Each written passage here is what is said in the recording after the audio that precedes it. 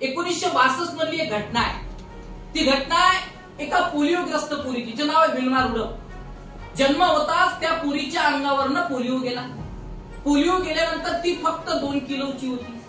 तिच्या आईला टेन्शन आलं, ती रडायला लागली, देवाला ब्लेम करायला लागली की हे परमेश्वरा, लेकरू द्यायचं तर चांगलं द्यायचं, असं का दिलं.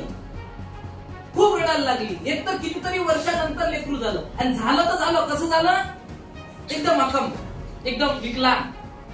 डॉक्टरनी सांगितलं की आयुष्यातही चालू शकणार नाही. आता किती मोठं घेत आहे. आणि ती पोरगी काही दिवसानंतर हळूहळू मोठी व्हायला लागली. ती बोलायला लागली. बोलताना तिला काही मुली चालताना दिसल्या. चालताना दिसल्यानंतर तिनं सहज आपल्या आईला एक प्रश्न केला. ती म्हणली, आई, सगळ्या पोरी चालतं, मला कधी चालता येईल. प्रश्न साहजिक होता की तिच्या डोळ्यासमोर तिच्या एवढाल्या, तिच्यापेक्षा मोठ्या, तिच्यापेक्षा लहान सगळ्या पोरी कशा करून राहिल्या, चालून राहिल्या. साहजिक प्रश्न आहे, कॉमन सेन्स आहे, रॉकेट सायन्स नाहीये. आईला प्रश्न विचारल्यानंतर त्या आईला खोटं बोलावं लागलं. बेटा, एक दिवस तू निश्चित चालशील, आय ट्रस्ट यू, माझ्यावर विश्वास आहे ना. येस. आणि ती आई कोपऱ्यात जाऊन रडत होती, मी माझ्या पोरीशी खोटं बोलली, कसं चालणार आहे, डॉक्टरांनी सांगितलंय चालूच शकत नाही. काही दिवसानंतर ती पोरगी हळूहळू मोठी व्हायला लागली.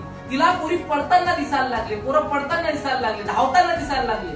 तिने आपल्या आईला प्रश्न केला, आई, तू म्हणत होती मी चालू शकते, पण मला सांग मी कधी पडेल, मी कधी धावेल.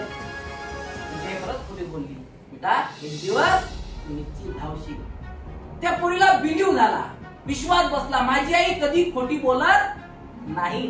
जी मला जन्माला घालते, जिनं माझं लालन पोषण केलं, जिनं मला वाढवलं, जिनं माझ्यासाठी सगळं दुःख सहन केलं, जिनं मला जन्माला घातलं, ती कधी खोटी बोलेल का. हा विश्वास. माझी आई म्हणते ना, मी चालेल, मी पडेल, मग मी निश्चितच पडेल.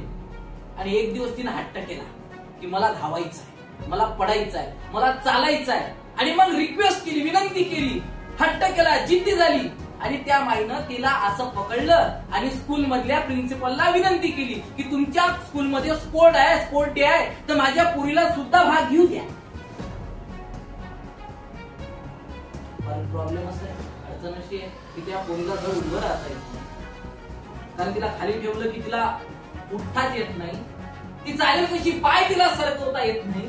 ती चालेल कशी, तिच्या आईला वाईट वाटायला लागलं. प्रिन्सिपल म्हणे ती चालू शकत नाही, ती घुसू शकत नाही, ती उभी राहू शकत नाही, चालेल कशी. म्हटलं तिची इच्छा आहे. तिला त्या सगळ्या मुलींमध्ये बसवलं. सगळे लेकरं तिला हसायला लागली. अरे लंगडी आली, अपंग पोरगी आली, आता ही धावणार का, आता ही पळणार का. बरेचदा आपल्यासोबत अशा गोष्टी होतात.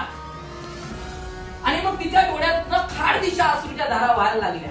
तिची आई एवढ्या मोठ्या लोकांमध्ये बसली, लाजीनं शर्मीनं मान खाली टाकून तिची आई बसली. आणि आता शर्यत सुरू झाली. सगळे लेकरं धावायला लागली. लेकरं धावताना पण हिनं सुद्धा थोडा प्रयत्न करण्याचा प्रयत्न केला, परंतु ही पडायला तर सोडा, हे चालायला सुद्धा तयार नाही. कारण शरीर पूर्ण अपंग. कसं चालेल, कसे मुवमेंट येईल, कशी ताकद येईल या पायामध्ये, या हातामध्ये, कसा जोश येईल, कसा जोर येईल, ताकदच नाही. आणि तिच्या आईकडे पाहिलं. आईकडे पाहिल्यानंतर त्या आईच्या डोळ्यातले पाणी पडायला लागलं. आणि त्या आईच्या डोळ्यातले अश्रू पाहून तिच्या मनामध्ये उत्कुंठ अशी ताकद आली. न चालणारी पोरगी ताठ पायात उभी राहिली. उभी राहणारी पोरीच्या पायात ताकद आली. ताकद आली पण जोश आला. जोश आल्याला पण जिद्द आली. आणि सुसाट वेगाने पोरगी घासत घासत पळायला लागली. अशी पळायला लागली, अशी पळायला लागली. पडता पडता पडता पडता हेही समजलं नाही मी विकलांग आहे, मी अपंग आहे. अशी पळाली की शर्यतच जिंकून वापस.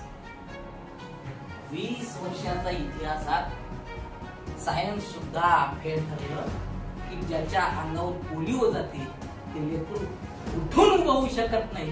ही पोरगी 20 वर्षाची पडून राहिली. 1962 मध्ये तीच मुलगी आपल्या देशासाठी जेव्हा धावली, धावपटू म्हणून त्या पोरीनं 3 सुवर्ण पदक पटकावली. 3 सुवर्ण पदक कोण म्हणते आपण करू शकतो. प्रॉब्लेम हा आहे की आपण ठरवून घेतो इथं की होत नाही, मग ते